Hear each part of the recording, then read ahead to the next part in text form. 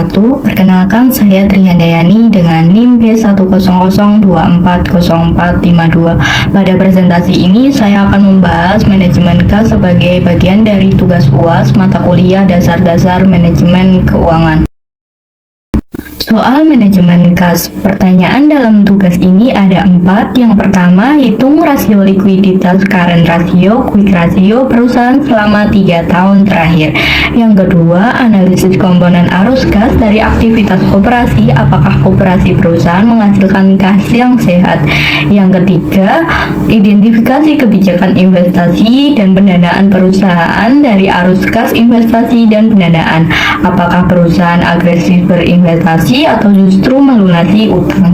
Yang keempat, berdasarkan temuan Anda, bagaimana kondisi likuiditas perusahaan?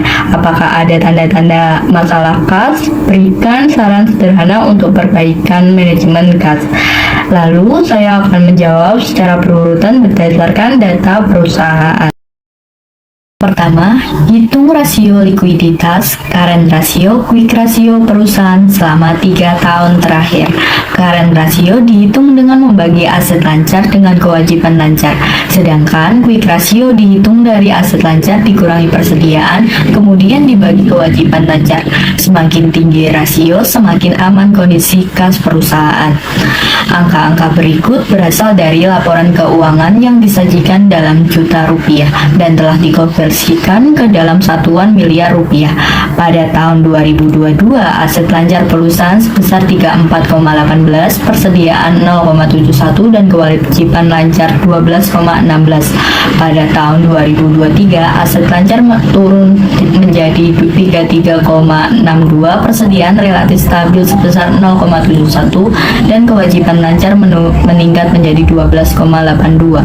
Selanjutnya, pada tahun 2024, aset lancar turun menjadi 26,34, persediaan menurun menjadi 0,3 dan kewajiban lancar juga turun menjadi 10,04.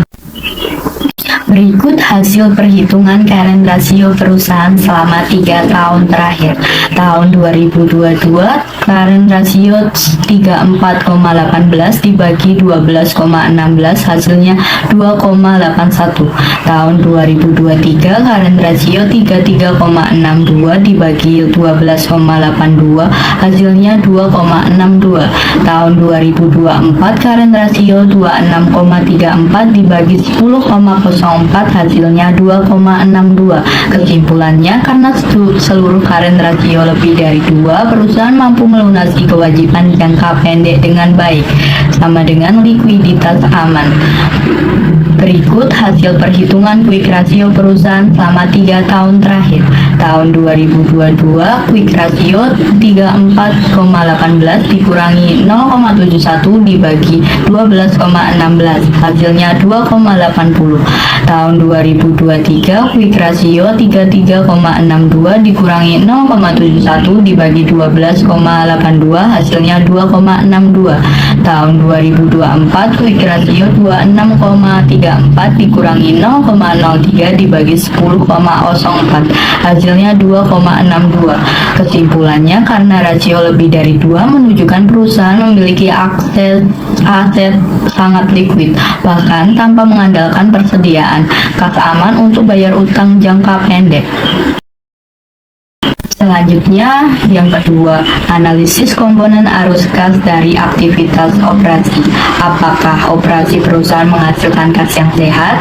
Pada tahun 2024, arus kas operasi masih negatif sebesar 622 miliar. Namun kondisi ini membaik 86% dibanding tahun 2023 yang negatif 4.325 miliar. Komponen utama arus kas operasi tahun 2024 adalah penerima kas dari pelanggan 18,88 miliar, pembayaran kepada pemasok 2,79 miliar, pembayaran kepada karyawan 7,98 miliar, pinjaman bersih kepada pengguna 1,23 miliar. Peningkatan ini terutama dipengaruhi oleh pengurangan insentif pelanggan setelah dekonsolidasi Tokopedia, sehingga kas operasional menjadi lebih efisien dan tidak lagi banyak keluar untuk subsidi pelanggan. Jadi apakah operasi perusahaan menghasilkan kas yang sehat? Belum, karena arus kas operasi masih negatif dan masih mengonsumsi kas. Namun perusahaan sudah mendekati positif, ditunjuk oleh EBITDA adjusted yang sudah positif 327 miliar dan pendapatan bersih 8%. Artinya operasi mulai membaik dan mengarah ke kondisi yang sehat. Selanjutnya nomor 3, identifikasi kebijakan investasi dan pendanaan perusahaan dari arus kas investasi dan pendanaan. Apakah perusahaan agresif berinvestasi atau justru melunasi utang? Berdasarkan arus kas investasi dan pendanaan dapat disimpulkan bahwa PT Goto Gojek Tokopedia Tbk menerapkan kebijakan investasi yang tidak agresif dan lebih selektif karena perusahaan mengurangi belanja modal serta fokus efisiensi aset. Di sisi pendanaan, perusahaan menunjukkan kebijakan yang hati-hati dan mengurangi porsi utang sehingga struktur keuangan tetap terjaga. Artinya, perusahaan lebih menekankan stabilitas keuangan dibanding ekspansi besar melalui investasi. Selanjutnya yang keempat atau yang terakhir, berdasarkan temuan Anda bagaimana kondisi likuiditas perusahaan, apakah ada tanda-tanda masalah kas, berikan saran sederhana untuk memperbaikan manajemen kas. Berdasarkan laporan arus kas dan rasio likuiditas tahun 2022 sampai 2024, PT Goto Gojek Tokopedia Tbk memiliki kondisi likuiditas yang baik. Hal ini ditunjukkan oleh nilai current ratio dan quick ratio yang berada di atas 2, serta saldo kas dan setara kas yang masih besar pada tahun 2024. Meskipun perusahaan masih mencatat rugi bersih, tidak terdapat indikasi masalah kas yang signifikan karena perusahaan tetap mampu memenuhi kewajiban jangka pendeknya.